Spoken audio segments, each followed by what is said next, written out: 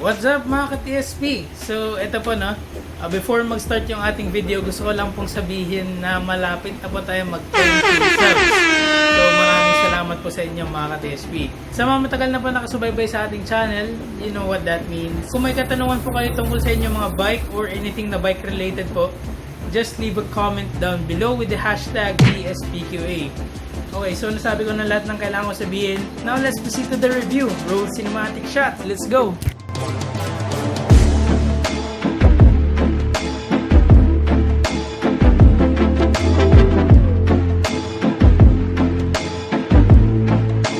This, my friends, is the Trinx TDO 1.1. Ito po yung base spec or entry-level model nila sa Tornado series, which is their top-of-the-line road bike range. Bale, yung frame nitong mga Tornado series ay gawa po sa Toray T800 Intermediate Modulus Carbon Fiber. Alam kong maraming hindi nakakaalam kung anong ibig sabihin ng mga modulus na ito. So, i-discuss ko lang ito saglit. Basically, kung mas mataas yung modulus ng isang carbon fiber, mas refined or smooth ang bawat hibla nito. Kapag mas mataas din ang modulus nito, mas stiff or matigas ito. At dahil pino ang mga hibla niya, mas magaan din ang mga ito.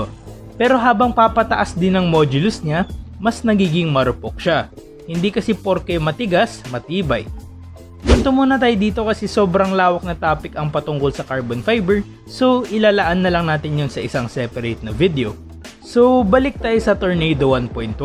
Kung papansinin ninyo, ito ang all-around race bike sa lineup ni Trinx.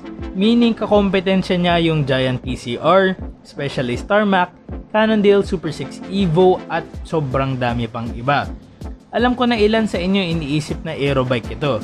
Pero meron man siyang aero bits, hindi po siya isang proper aero road bike. This is supposed to be their aero road bike range, yung Rapid series. Lalong-lalo na yung Rapid 2.2. Kung aesthetics and aero looks lang naman kasi ang usapan, sure ball na eye-catcher ito. Flat, clean, and maporma, check. Pero yung mga parts ng frame nito tulad na lang ng seat post. Wait, sinabi ko bang seat post? Correction lang po seat tube, hindi po seat post. Sorry po. And fork blades, kung saan malaking factor ang aerodynamics, well, hindi sila aero-optimized. Kung papansinin ninyo, halos lahat ng aero bikes ay gumagamit ng airfoil-shaped tubes. Ang pinakasikat na variant ay ang truncated airfoil o yung tinatawag nating camtail profile. Balik muli tayo sa classroom. Kung frame lang sana ang binabike natin, syempre wala nang silbi itong mga airfoil na ito. Gawin mo na lang patulis lahat ng tubes para maging rocket ship na itong bike mo. Pero hindi meron itong mga bad trip na ito. Kapag mali ang pasok ng hangin mula sa frame mo papunta sa mga ito, sira agad ang overall aerodynamics ng bike mo. So basically ang mga aero bike ay design na maging aerodynamic yung buong bike as a whole. Ibang usapan ang aerodynamics ng mga rims. To the untrained eye, halos magkakamukha lang naman sila, di ba? Mukhang naiiba lang yung mga decals nila. Pero actually iba-iba din sila ng mga profile. Pagalingan sila sa R&D. Isa na namang dahilan kung bakit ang mamahal ng mga bike. Kaya nga may mga lumalabas na ganito sa mga lab test. Hindi ko sinasabing pangit ang aero nitong Tornado, pero nakikita ko lang na kung aero bike sana talaga ang target nila, meron pang room for improvement. Sana kahit papaano klaro yung point ko dito. Pero sa mga karera tulad ng Ronda Pilipinas o kahit Tour de France pa, hindi lang purong matinong patag ang dadaanan nila. Meron ding ahon and para naman doon, mabigat itong si TDO 1.1 at 9.2 kilograms kumpara sa mga ibang road bike ngayong 2020. Pero features tulad ng drop seat stays and through axles mean na efficient din ang power transfer sa frame na ito. Hindi rin lahat ng oras ay maganda ang kalsada. For me, ito ang pinaka-strong point ng Tornado. Akala mo pang forma lang itong fork na ito, no? Unang tingin ko sa kanya ay unang pumasok sa isip ko ay law of grit minus yung leaf springs. Nung shinare ko naman sa iba yung bike na ito, ang comment nila ay mukha daw pinarelo yung bike. Now that's where things started to make sense. Ang proper term sa tech ng forks ng pinarelo ay onda. Yung meron sa kanila in common ng law of grit na suspension fork is that they are stiff yet still compliant. Sa case ng grit, meron siyang leaf springs. Sa case ng onda, vibration damping ang design niya. So balik tayo sa Trinx. Ang problema lang sa Trinx ay tahimik lang yung design team nila. Di tulad sa ibang brands na sobrang open nila about technology and whatnot. Pero considering nagawa sa carbon itong fork na ito, and medyo nakukuha niya yung hubog ng laoff and onda, well, you get the picture. Minor features ng frameset nito would be integrated na ang cable routing niya. And sobrang linis nito. Paano? Well, dumadaan siya sa ilalim ng manobela and sa loob ng head tube niya. Tapered ang head tube nito and gumagamit siya ng integrated headset standard. As you can see, recta bearing and crown race sa frame. Integrated din ang seat push clamp nito for aero. Brace on ang FD hanger niya.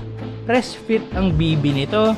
You have flat disc mounts and finally 12x142 through axis sa likod and 12x100 naman sa harap.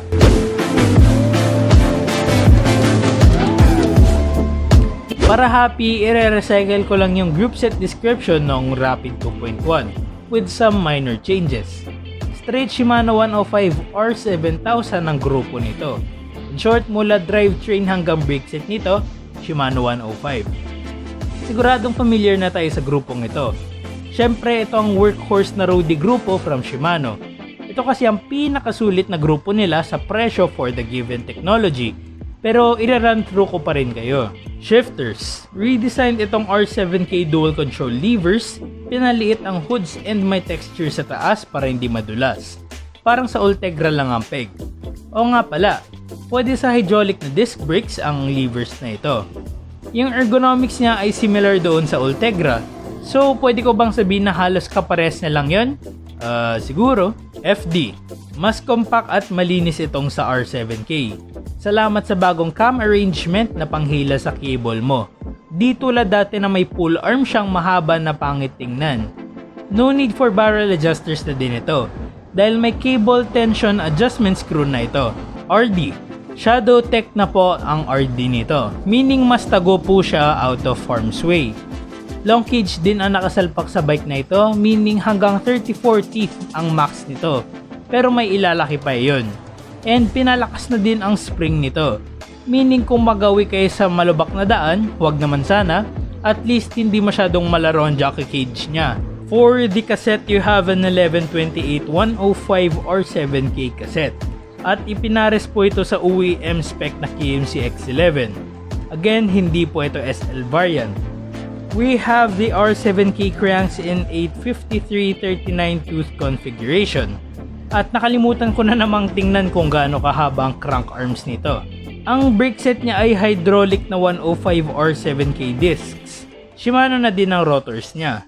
Bottom line for the group set, kung mag-upgrade kayo, skip Ultegra. Halos pares lang kasi.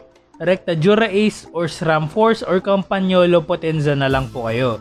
Yung tatlong yun or pataas pa, ang may differentiable na performance mula sa 105.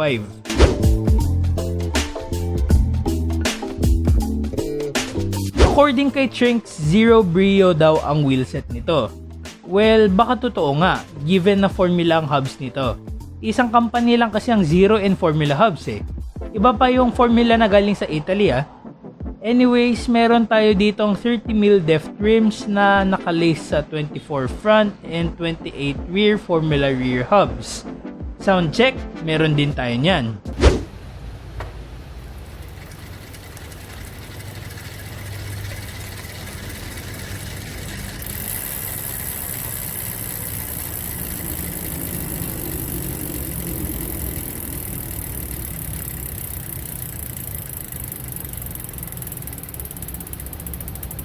Tires. Maxxis Sierra na white tag 700/25C ang nakasalpak dito.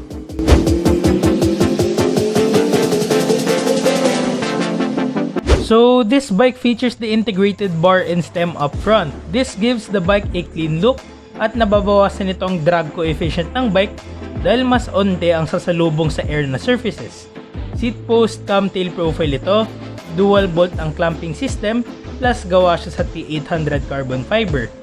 Saddle, ito ang Cell Real Supra, part of their performance range. Wala akong masyadong masabi dito, kundi ito yung tipo ng saddle na hindi priority ang lambot, kundi ang pag-hold ng kanyang shape. In other words, supportive po siya.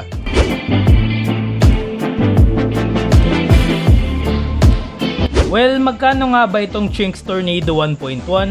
For only 81k SRP with a full 105 grupo, it's relatively cheaper kumpara sa mga all-around carbon offerings mula sa ibang big name brands with the same specs. If you want the flagship road series ng Trinx pero medyo kapos ka sa budget, this spec is your way to go. Ang pwede lang sanang mabago dito kung pwede ay yung tube profile. If ever that happens, sold na po ako dito sa Tornado. And with that said, thank you mga ka-TSP for watching. Don't forget to like and subscribe to our channel for more content. Muli, ako si David. Sana nakatulong ako. God bless and peace out.